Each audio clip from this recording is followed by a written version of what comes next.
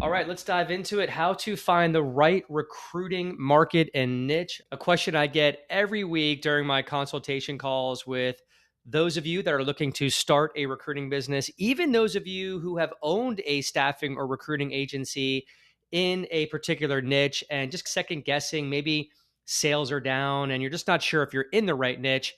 There's still time to change. Okay. So let's dive right into that. Your recruiting company may not be growing because you may be in the wrong market. Does this resonate with you? Are you thinking about this? So, why do we want to be in a good market? When you're selling to a bad market, sales is obviously going to be difficult. In a good market, sales will be easy. When you're selling to a bad market, you're going to have low fees. You're not going to make a lot of money. But in a good market, you're going to have higher fees because these companies are going to need you to find the people because they can't find them. So you warrant a higher premium. Only outbound client acquisition in a bad market. You're sitting there having to push market every day, doing cold calls, cold outreach, basically begging people to work with you. Whereas if you're in a good market, you'll have inbound leads, the best leads you can possibly get. These are leads that you can convert a lot easier when you're attracting leads versus pushing your message on to hiring managers. In a bad market, these companies have little money. In a good market, they have lots of money, more money for you. And in a bad market, you're always going to be frustrated. You're always going to wake up banging your head against the wall, just not moving forward with your business. And in a good market, you're happy, life is good, you're on vacation, your family's happy, and you're rarely frustrated. So, how do we pick the right market? 3 levers of success. Let's discuss those. We have market, offer, and persuasion. So, if your market is amazing, then your offer and persuasion doesn't really matter. Okay. If your market's okay, but your offer is amazing, then you don't have to worry about persuasion so much. But if your market is bad and your offer is bad, but you're an amazing persuader, then you'll be okay. Because if you have strong sales background, there's really nothing you can't sell. All right, so let's jump into the market. So I want you to think of when we went through COVID, right? So if you had started a toilet paper company during COVID, you were in an amazing market. So your offer and your sales persuasion skills didn't really matter because your marketplace was right time, right place, and you were killing it. Let's talk about the offer. If you have a decent market and your offer is not that great, then you're going to have really good persuasion skills, right? If you're in a bad market and your offer is just okay, then you're going to have amazing persuasion skills. Let's talk about persuasion and sales. If your market's bad, it's going to be tough to sell. If your market and offer aren't good, then you're going to have absolutely incredible sales background. So the point is, guys, if you're starting a recruiting business or if you're in recruiting and you're fearful of sales and you're not a good salesperson, you need to start reading some books and become an incredible salesperson if you're not in the right market or the right offer.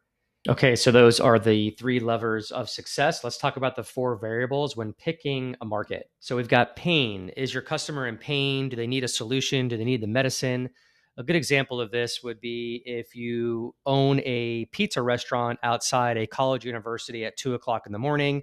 There's a very good chance you're going to have a great product and make a lot of sales because you are solving that pain point of hunger at 2 in the morning for college kids. Moving right along, purchasing power. Does this company, does this market have money to spend? Are you selling to markets where there is no money, where there is no margins? For example, if you own a recruiting business and you're looking to get involved in the hospitality or restaurant niche, those people don't have a lot of money right now with inflation, with cost of goods going up. Their margins have been squeezed, which means they're not going to have a whole lot of money to spend on your recruiting services. So you want to pick a market where they have money to spend. Are they easy to target? Are you going to go after plumbers, electricians, maybe farmers, where you really can't find those candidates on LinkedIn? You're going to have to find alternative ways to find candidates for clients. Same thing with clients. Like, where are you going to find your ideal client profiles? Over 800 million users are on LinkedIn in over 32 countries. Where you want to be is LinkedIn for your recruiting business. That's how you're going to grow that company. So my suggestion is to find a niche where you can be on LinkedIn, brand your recruiting business, and be able to get a lot of leads on there and create some inbound traffic. And then finally, are you going to target a market that's growing or declining? Obviously, you want to be in a market that's growing. In the beginning, if you find a market and that market is growing, things are going to be good. But you want to make sure that this is a sustainable marketplace where this industry is going to be growing for the next 5, 10 years. So there's an example of a gentleman who had a great software product where he sold to newspaper companies years ago. Didn't matter how good his product was, newspapers were declining by 25% year over year as we entered the digital era. So he didn't do that well in the end because he chose a declining market. All right, moving right along. So we went ahead and covered the 3 levers of success, the 4 variables when picking a market. Let's go ahead and jump into the 3 main markets, finding your submarket, and I'll explain how that works. All right, so let's take health, for example, right? What we're trying to accomplish here is really narrowing down a specific industry to a sub niche. That's where you're going to make your money when you get very specific with something within an industry. For example, if it's IT, you want to drill down to agile, to scrum masters, maybe cybersecurity, maybe take something within cybersecurity that like is specific to a certain industry. The more specific you get, the more money you're going to make. The riches is in the niches. I know you've all heard that term before. Let's take this health bubble right here. So, for example, if you wanted to work within health, maybe you work in weight loss. So you're going to focus on men who want weight loss, women who need weight loss, maybe women who just had a baby 3 months ago and are looking to lose weight, men over the age of 50 that are looking to lose 10 pounds. You see what I'm saying? So you want to drill down further within your industry to get very specific. Okay, so moving along, riches are in the niches. So here's an example of if you're going to choose to go into general recruiting and be the jack of all trade recruiter, where you're servicing all types of industries in the beginning, you're not going to get the best fees. So you're looking at a 15% average there for a direct hire placement, because it's just you're not high in demand, you're not very specific, and you're one of 10 billion recruiters out there.